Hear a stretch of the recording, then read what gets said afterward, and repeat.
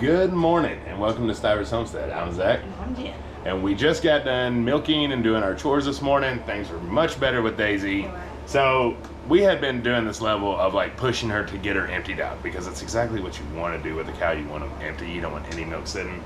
However, we're calf sharing with old Henry. And when she does that chaos is when she's completely out. Like when one goes out, she gets crazy. So we compromise. We are keeping to the one that she wants us on and getting our 1.5 gallons out of her. She's probably a 3 or 4 galloner, to be honest with you, if we took Henry completely off. And we will eventually. Yes, we will. But right now, because everything's been chaos, we're just trying to get her chill, us chill, and today was pretty good. Yeah, we still got 1 gallon and about 1/2 gallon. And that's enough for us. You know, We are sharing and we are also making all of our butter. So it does take a lot, but that's still an enormous amount for us because we can't drink that much milk a day. So for now, it's okay. Yep. Later on, we will get our 3, 4, and 5 gallons. That's right. And I just want to note in the time lapse, you saw her doing this a lot with the towel. I'm not King Zach. I didn't ask her to fan me. She took that upon herself. I was fanning him, fanning her. The backlash was coming back at me and it felt a little bit good. And there was a horse fly in the barn, so I was just trying to stay moving so nobody would get bit. Yeah, and we actually have a battery-powered DeWalt fan, which we love. I just hadn't taken the battery out. It was dead. But it's charging now, so we'll be good to go tomorrow. And then now we're inside, and I am making my drop biscuits, which are fantastic, and Jen has some tea going. Something funny about these from somebody that posted in the Stop Drop. I saw it, and it was like, replace whatever, like the chef with the homesteader, and it said, to start your recipe, you need to milk your own goat. And I was laughing because we put lard in our drop biscuits, not so much butter. We like lard. And well, the lard is from our pig. So we butchered, what, a year ago? Yeah, so I said, to start this recipe, you need to buy a piglet. You need to render your lard. You need to wait 6 months. Then you got to milk your cow. Then you got to make butter. Then you got to use the buttermilk from the cow because that's what's in here too. Obviously, you don't have to do any of that to make your own biscuits, but it's just fun, the process that was. That's right, and I have done a video of these, and it's in her cookbook, so I'll have the video and the cookbook listed down below if you're interested. There's some beautiful biscuits. Gosh, they're so good, y'all. If you've never made some drop breakfast biscuits, they are amazing.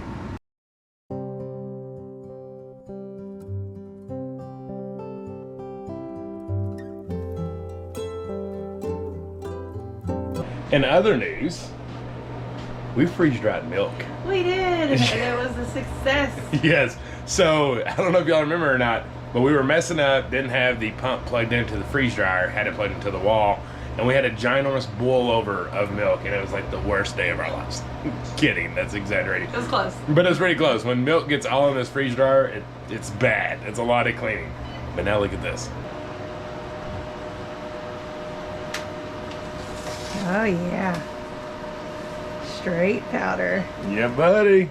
Perfect. Now we have freeze-dried milk powder. It's freaking That is sweet. so exciting.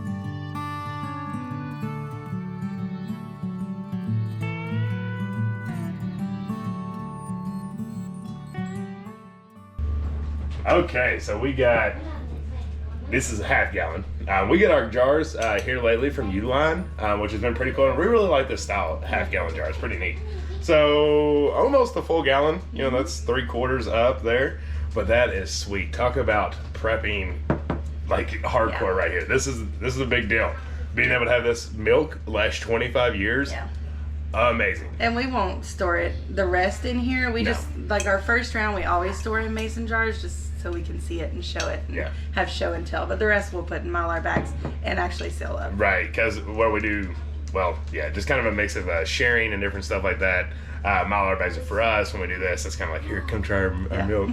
So in saying that, and everything that we freeze dry, we always set something out so we can try it and let you all know our review. So there's not much in there. Yeah. It's a little powder. It's hot We're out. gonna add a little water. And we're gonna try it. Yes, let's see how it goes. So we did a tablespoon of powder and just added just a very tiny amount of water. Honestly, this is kind of like the level of milk you want. So if you do a little less, obviously it's gonna be thicker. If you do a little bit more, it's gonna be a little bit more watery. So we try to get it to the consistency that we know of milk, and we're gonna see what it tastes like. If y'all remember back when we couldn't get milk, we tried some like store-bought powdered milk, and that was the worst stuff I've ever tasted in my life. It's okay for baking, but yeah, not for drinking. Not for drinking. Okay. It's very good. Kind of salty. It is salty. What's that about? Maybe it wasn't enough water? I don't know. It's like drinking salt. It's very sweet. It's very sweet. And salty. That's interesting. But it's also room temperature. It's not cold, so I'm sure it would be a totally different flavor if we did mix a batch that we were going to drink and put it in the fridge. That's one thing we noticed about the powdered milk too. Like, don't drink that at room temperature either. Right. Yeah. That wasn't as salty. Okay. Finish it off. Good. Okay, so it does taste like milk. It tastes a lot different than powdered milk that you would store by. It doesn't have that weird tang to it. That fake milk tang, has, you know, that's fakeness that's in there. It definitely does taste like our cow's milk. Just a little salty. That was interesting. But we're not judging it off this little taste test. We're sure if we actually made a full batch, it would probably taste different. Yeah, and we will definitely freeze dry more because this is like gold on your shelf. Yeah. Yeah. Freeze dried milk, freeze dried eggs. Yep. Now we just got to work on the flour area, which we have a lot of bulk. Yeah, we've got a lot of bulk, but I want to figure out a little bit more, I don't know, our style preserving, if that makes sense. But if you go in a nice storm, you're getting milk, eggs, and bread. That's right. We've got 2 of them. Well, almost 3. Yeah. Technically 3. It's garlic time. So we planted these bad boys back in last October. And we let it sit, and we waited. And now ours are a little past when you should be pulling them out. We're hoping everything's gonna be okay in there because there's a long time to wait, and especially if they're not gonna turn out okay.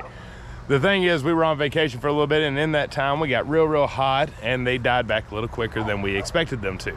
But that's okay, we should still be fine. Let's get these things out of the ground and see what we're working with.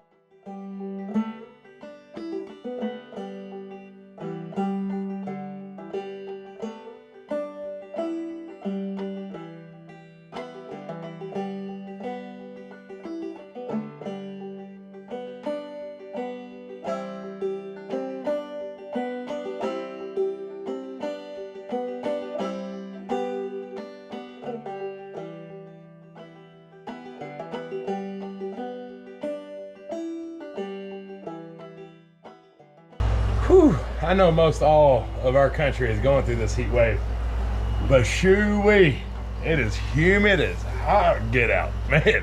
You just moved and it's just dripping off of you. But we were able to get the garlic out, and now it is sitting on our table down here at the store, which is under cover. So when you have garlic, you want them to cure. So they're still fresh, they're soft-sided right now, and now they need to sit with airflow to be able to get that dried up skin outside layer to protect the garlic cloves themselves. So you don't want to go directly into it, and you don't want to wash these off either. You just want to kind of get the dirt off of them and let them sit and cure for probably about a week, maybe. But you're just gonna watch them. You're gonna watch them and see when they look like what you would buy at the store with the flaky outside skin. Okay, we're back inside. We had to cool off because it is just so hot outside. Thankfully this weekend looks like it's gonna have a little bit of a cool down, which will be great. finally. Until it goes right back up. I think next week's even going to be worse than this week. But I know a lot of you all are facing that throughout the entire country. We'll all just power through it. Yeah. Drink plenty of water. But now the garlic is curing, finally. It was a great harvest. We're very happy with it. So it'll actually sit out there for about 2 to 3 weeks. Is probably what we'll check it. And then we'll have long-term storage down in our basement that we'll have them hang in until we probably decide what we want to do with it. I know she likes to put it either in honey or maybe do some pickled minced garlic. Yeah, we might mince it. We'll see. Yeah, but all kinds of options with that. Biggest point is you got to grow that garlic. When it comes to October, when that rolls around, make sure that you're getting these cloves because this moment right here is worth it. And it takes forever to grow, but it's the easiest thing to grow. Yeah. You just got to get it in the ground. One thing I know, because a lot of people already tell me, I do understand you can put them on sawhorses with 2x4s.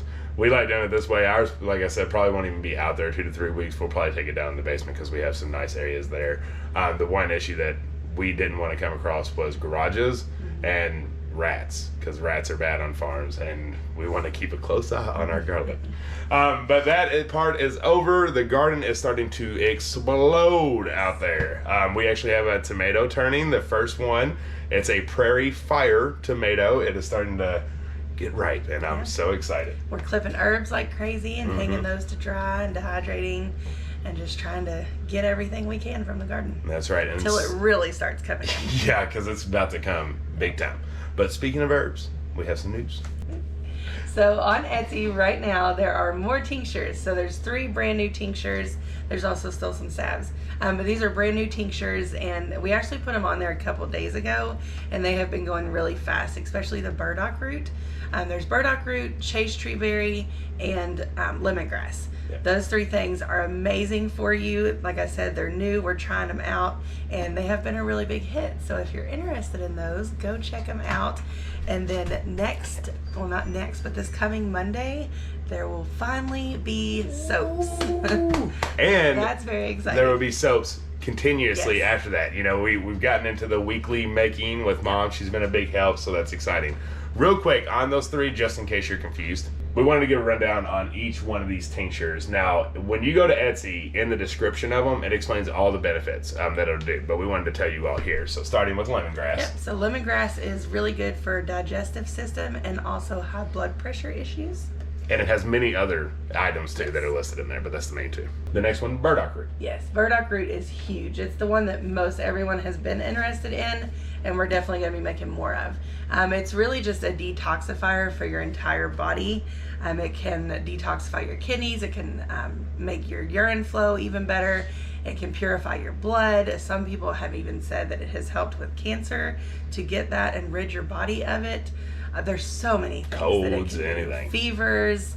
It's like just, you know, y'all know burdock. I mean, a lot of people just have it growing, but the root of it is so medicinal, and to turn that into a tincture can do so many good things. So. Yeah, it's like you have tinctures, then you have burdock root tincture. It's like a superfood tincture. It covers like everything. Yep. So no matter what ails you, burdock root would probably help. And now I can't say it right. You say it. Chase tree berry. I keep calling it chesty tree because it's spelled the chesty tree. That's the last new one, and it is just overall a good support for female reproductive health. It's good for menstrual cycles, premenstrual cycles. It's good for hormonal imbalances, cramps, just all the things that we as women go through, and it's very, very good for you. And it won't turn your pee yellow. Like, y'all remember that story? Some of y'all remember that story. So there they are. And now she has made, how many would you guess down there? About 10-ish more jars of brand new tinctures that are out there. So our plan is, because we didn't want to overwhelm everyone and bring like all 10 out on the week. So next week, after the soaps, probably later on that week, we'll put out 3 new ones and give you a little clip of one of our videos and explaining those. But she has just been working hard on just mastering all herbs, and it's pretty cool. So now she's ready to be able to bring them out to y'all. So that'll be linked down below. I think there's a lot of things I have to link while I'm editing. I'll make sure that I'm not forgetting. If I do, remind me. Some of the first people that watch this, I appreciate it. But anyways, if you're new here, I hope that you would hit that subscribe button. We love y'all. Until the next one. Bye. Bye.